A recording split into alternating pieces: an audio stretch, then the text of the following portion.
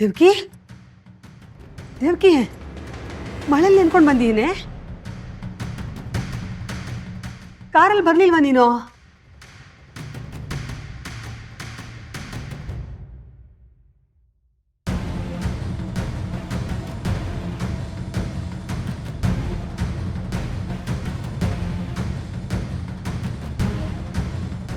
ಯಾಕೆ ದೇವ್ಕಿ ಏನೂ ಮಾತಾಡ್ತಿಲ್ಲ?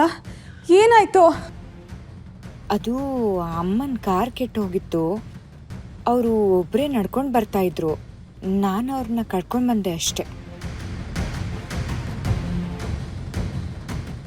ಲಕ್ಷ್ಮಿ, ನೀನು ದಿನಾಗ್ಲೂ ಆದಿ ಜೊತೆ ತಾನೇ ಬರೋದು? ಎಲ್ಲಿ ಅವನು? ಆದಿ ಅವ್ರ ಫ್ರೆಂಡ್ಸ್ನ ಮೀಟ್ ಮಾಡಬೇಕು ಅಂತ ನನ್ನ ಮನೆ ದಾರಿಲಿ ಬಿಟ್ಟು ಹೋದ. ಅದೇ ದಾರಿಲಿ ಅಮ್ಮ ಬರ್ತಾ ಇದ್ರು, ನಾನು ಕರ್ಕೊಂಡು ಬಂದೆ.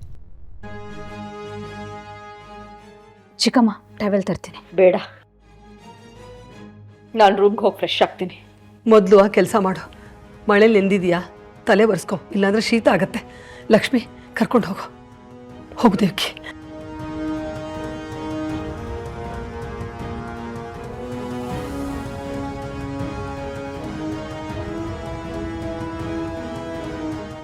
ನಿಜವಾಗ್ಲೂ ಇವರು ಮಳೇಲಿ ನೆನ್ಕೊಂಡು ಬಂದ್ರಾ, ಅಥವಾ ಬೇರೆ ಏನಾದರೂ ನಡೆದಿದ್ದು ಅದು ನಮಗೆ ಗೊತ್ತಾದ್ರೆ ನಾವು ಯೋಚನೆ ಮಾಡ್ತೀವಿ ಅಂತ ಲಕ್ಷ್ಮಿ ಹೀಗೆ ಹೇಳಿದ್ಲ?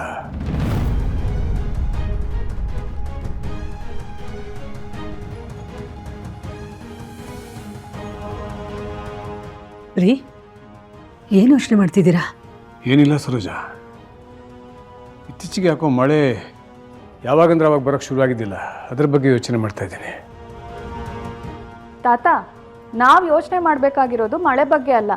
ಅದು ಪ್ರಕೃತಿ ನಿಯಮ, ಅದನ್ನು ಯಾರಿಂದನೂ ತಡೆಯೋಕ್ಕಾಗಲ್ಲ. ಆದರೆ ಕಾರ್ ನಮ್ಮ ಹಿಡಿತದಲ್ಲಿರಬೇಕು ಅಂತಂದರೆ ಅದನ್ನು ಸರಿಯಾಗಿ ಇಟ್ಕೊಬೇಕು. ಅದ್ರ ಬಗ್ಗೆ ಯೋಚನೆ ಮಾಡಿ.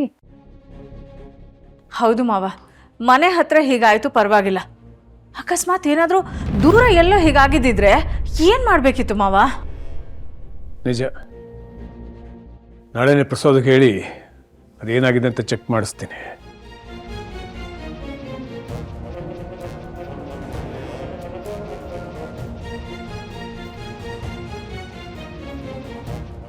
ಅಮ್ಮ, ನಿಜವಾಗ್ಲೂ ಕಾರ್ ಕೆಟ್ಟೋಯ್ತು ಅಥವಾ ಇವರಿಬ್ಬರೇ ಎಲ್ಲಾದರೂ ಹೋಗಿ ಒಟ್ಟಿಗೆ ಬಂದ್ರಾ ಅಂತ ನನಗೆ ಅನುಮಾನ.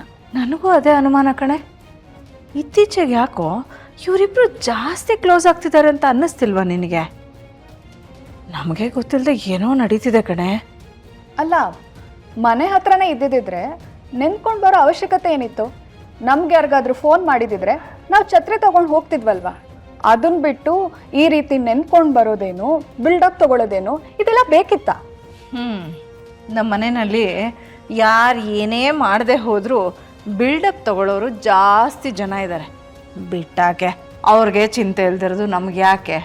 ಬಿಡು,